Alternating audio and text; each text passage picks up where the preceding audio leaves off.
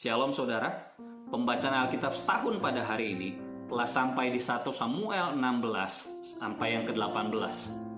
Dan saya akan berbagi kepada saudara dari 1 Samuel 16 ayat 1 sampai 13 yang judul perikopnya Daud diurapi menjadi raja. Judul renungan saya pada pagi hari ini adalah promosi datangnya daripada Tuhan. Jika kita sering mendengar bahwa kalau mau sukses, miliki kenalan yang sukses, koneksi yang sukses, koneksi orang-orang sukses, koneksi orang-orang yang punya pengaruh. Kalau enggak, kamu enggak bakalan sukses. Ya. Di tengah-tengah roh zaman yang seperti itu, Alkitab mengajarkan kepada kita prinsip untuk diikuti. Kalau misal kita baca kisah tersebut, kita bisa lihat bahwa jika Tuhan berkenan kepada jalan seseorang, Tuhan akan promosikan orang tersebut pada waktunya. Daud sedang ada di padang ketika Tuhan memerintahkan kepada Samuel untuk pergi ke rumah Isai dan mengurapi salah satu anaknya menjadi raja. Daud kemungkinannya kecil untuk menjadi raja. Kenapa? Menurut kacamata manusia, yang pertama, kakak-kakak Daud secara tampang lebih meyakinkan. Ya enggak? Kalau misalnya kita baca Alkitab, ada 7 kakaknya Daud. Yang pertama muncul, yang kedua muncul di depan Samuel, yang ketiga berjalan di depan Samuel. Ketujuh-tujuhnya Alkitab bilang begini, semuanya ditolak oleh Tuhan. Dan yang kedua, kenapa Daud tidak punya kesempatan untuk menjadi raja? Daud dilupakan oleh ayahnya. Bayangkan, ketika ketujuh kakaknya sudah berkompetisi di depan Samuel, dan Tuhan bilang, enggak, semuanya ditolak. Sampai-sampai Samuel tanya sama Isai, Isai, apakah ini semua anakmu? Kata Isai bilang begini, oh enggak, ada satu di padang. Dan Samuel bilang begini, panggil dia pulang. Kalau dia belum pulang, kita belum akan makan. Ya. Dari pelajaran tersebut, kita bisa ambil satu pelajaran bahwa Tuhan tertarik pada kualitas hati. 1 Samuel 16 ayat yang ke-7 berkata begini, tetapi berfirmanlah Tuhan kepada Samuel, janganlah pandang parasnya atau perawakannya yang tinggi, sebab aku telah menolaknya. Bukan yang dilihat manusia, yang dilihat Allah.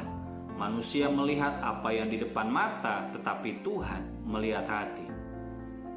Bahasa Indonesia masa kini berkata seperti ini, tetapi Tuhan berkata kepada Samuel, janganlah kau terpikat oleh rupanya yang elok dan tinggi badannya. Bukan dia yang kukehendaki. Aku tidak menilai seperti manusia menilai. Manusia melihat rupa, tetapi aku melihat hati. Pagi hari ini saya akan bagikan 2 kualitas hati yang Daud miliki. Yang pertama, Daud selalu selangkah di depan. Di Israel ada banyak orang yang bisa memetik harpa, betul? Tetapi kemampuan memetik harpa Daud bisa mengusir roh jahat dan menenteramkan Saul. Ada banyak orang di dalam pasukannya Saul yang bisa memegang umban. Tetapi hanya umban Daud yang bisa membunuh Goliat dengan tepat. Daud bukan cuma sekedar melakukannya biasa-biasa, tapi dia melakukannya melampaui batas. Itu yang disebut kaizen kalau misalnya di dunia bisnis. Continuous improvement. Terus diperbaiki, terus diperbaiki. Menulis puisi seperti itu.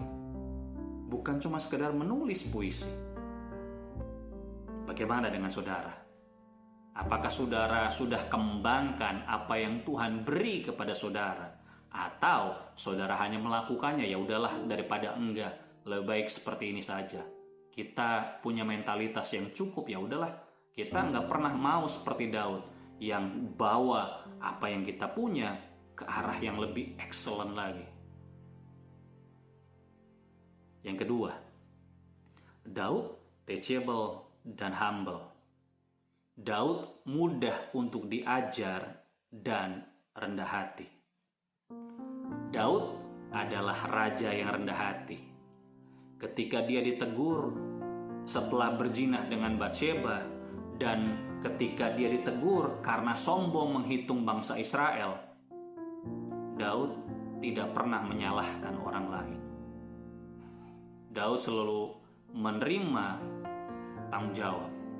Daud selalu bisa ditegur, bisa diarahkan. Bagaimana dengan saudara? Diperlukan orang-orang yang berani mengakui kesalahannya dan bangkit untuk memperbaikinya. Beranikah saudara mengakui kesalahan saudara dan memperbaikinya ke depan? Makanya, dengan kualitas hati seperti itu, tidak heran Tuhan berkata dalam Kisah Rasul 13 ayat yang ke-22. Tentang Daud, Allah telah menyatakan, "Aku telah mendapat Daud bin Isai, orang yang berkenan di hatiku dan yang melakukan segala kehendakku."